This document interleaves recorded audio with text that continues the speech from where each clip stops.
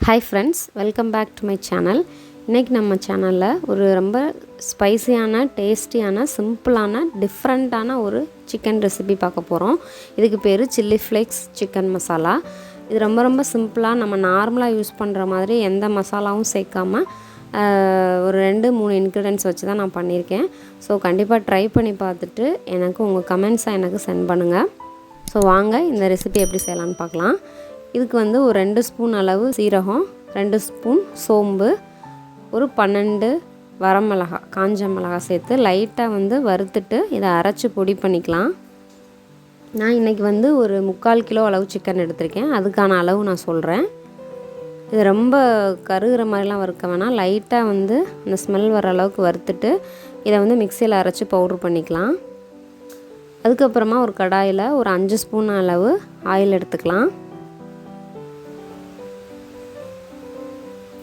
இது கூட ஒரு 25 பல் பூண்டு எடுத்திருக்கேன். இது வந்து சின்னதாக தான் இருக்கும் இந்த பூண்டு. கொஞ்சம் பெருசாக இருந்தால் ஒரு 20 எடுத்துக்கோங்க.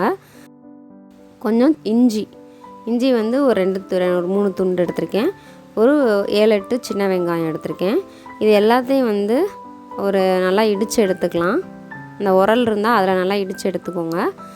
ஒரு பெரிய வெங்காயம் நைஸாக கட் பண்ணி எடுத்திருக்கேன். இதை வந்து இது கூட போட்டு நல்லா ஃப்ரை பண்ணிக்கலாம். வெங்காயம் நல்லா வதங்கணும். கொஞ்சமாக கருவேப்பிலை சேர்த்துக்கலாம்.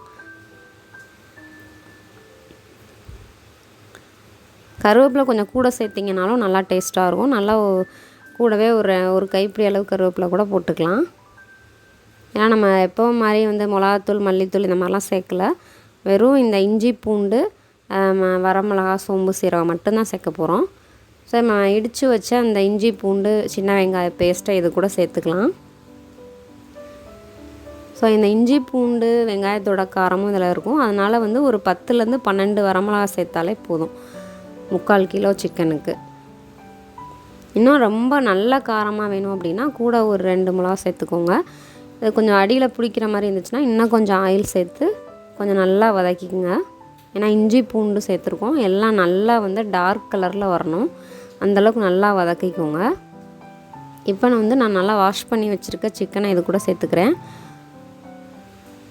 நான் இன்றைக்கி வந்து கரெக்டாக சொல்லணுன்னா ஒரு 800 கிராம் அளவு எடுத்திருக்கேன். கொஞ்சம் 3/4 கிலோ விட கொஞ்சம் தான் கூட. அதுக்கான அளவு நான் சொல்லியிருக்கேன். நீங்கள் 1/2 கிலோ அப்படின்னா இன்னும் கொஞ்சம் குறைச்சிக்கோங்க. இதுக்கு வந்து மஞ்சத்தூள், கல்லுப்பு சேர்த்து நல்லா வதக்கிக்கலாம். கறி நல்லா வதங்கணும்.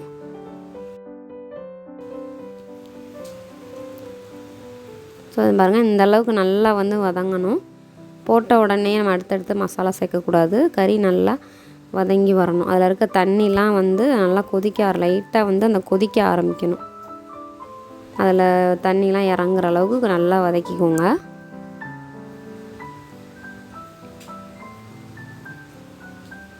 நம்ம தக்காளிலாம் அதில் சேர்க்க மாட்டோம். ஸோ இதுவே கொஞ்சம் நல்லா ஜூஸியாக கொஞ்சம் பெரட்டல் மாதிரி வரும். நம்ம சாதத்தில் போட்டு பெரட்டி சாப்பிட்ற மாதிரி நல்லாயிருக்கும். இப்போ வந்து நம்ம பொடி பண்ணி வச்சுருக்க அந்த பவுடர் சேர்த்துக்கலாம். அதாவது இதில் வரமிளகா வந்து ரொம்ப நைஸாக அரை பண்ணணுன்னு கிடையாது. இது வந்து கொஞ்சம் கொரகொரப்பாக தான் இருக்கும். ஏன்னா சில்லி ஃப்ளேக்ஸ் மாதிரி தான் நம்ம அதை யூஸ் பண்ண போகிறோம். ஸோ வந்து இந்த மாதிரி போட்டிங்கன்னா போதும். ரொம்ப நைஸாலாம் அரைக்க வேண்டாம். இதை வந்து இதுக்கு மேலே நல்லா எல்லா பொடியும் இதுக்கு மேலே சேர்த்துட்டு நல்லா வதக்கி விட்டுக்கணும். ஸோ இதையும் சேர்த்து லைட்டாக வந்து 2 தடவை கிளறினா போதும். ஏன்னா நம்ம ஆல்ரெடி இது வறுத்த மசாலா தான். அதனால ரொம்ப நேரம் வந்து வதக்க வேண்டாம். லேசாக வந்து 2 தடவை கிளறி விட்டுட்டு கொஞ்சம் இந்த சிக்கன் வேகிற அளவுக்கு தண்ணி சேர்த்தாலே போதும். ஸோ உங்களுக்கு ரொம்ப தண்ணியாக இருந்தால் இது நல்லா இருக்காது. குழம்பு மாதிரி, கிரேவி மாதிரி வந்தால் அந்தளவு டேஸ்ட் இருக்காது. இது கொஞ்சம் பெரட்டல் மாதிரி வரணும். கொஞ்சம் ட்ரையாக இல்லாமல் கொஞ்சம் ஜூஸியாக கொஞ்சம் தண்ணி வர்ற அளவுக்கு ஊற்றிக்கோங்க. தண்ணி ஊற்றிட்டு ஒரு 10 நிமிஷம் நல்லா மூடி வச்சு வேக வச்சிட்டிங்கன்னா அது தண்ணி ஃபுல்லாக நல்லா கொஞ்சம் வற்றி நல்லா பெரட்டல் மாதிரி வந்துடும். தண்ணி வந்து இந்த கறிக்கு ஏற்ற மாதிரி கொஞ்சம் வேகிற அளவுக்கு ஊற்றினா போதும்.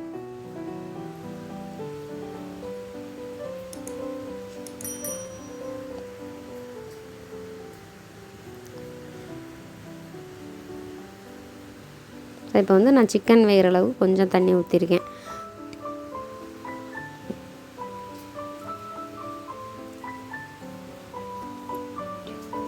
இப்போ அந்த ஓரத்தையெல்லாம் நல்லா வலிச்சு விட்டுட்டு இந்த ஓரத்தையெல்லாம் நல்லா கரண்டியால் சேர்த்து எல்லாத்தையும் சேர்த்துட்டு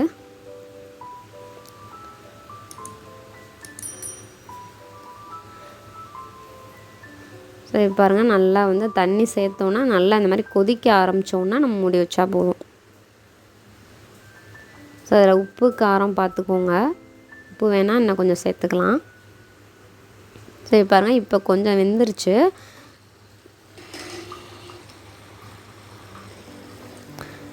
ஆனால் இப்போ வந்து இன்னும் ரெடி ஆகலை, ஏன்னா இன்னும் கொஞ்சம் தண்ணியாக இருக்குது. அதனால் வந்து இன்னும் கொஞ்சம் வந்து வற்றணும். அதனால் லேசாக இடையில வந்து கிளறி விட்டுட்டு அதுக்கப்புறமா வந்து நம்ம மூடி வச்சிடலாம்.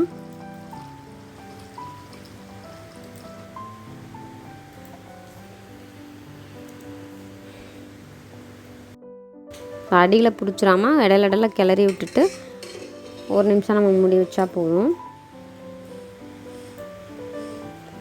ஸோ இப்போ ரெடி ஆயிடுச்சு. இந்த அளவு இந்த மாதிரி வந்தோன்னா நம்ம இறக்கிக்கலாம். ரொம்ப கெட்டியாகாமல் இந்த அளவுக்கு கொஞ்சம் அந்த கிரேவி இருக்கிற மாதிரி நம்ம எடுத்துக்கணும். ஸோ இதுக்கு மேலே கடைசியில் கொத்தமல்லி தூவி நம்ம வந்து பரிமாறலாம்.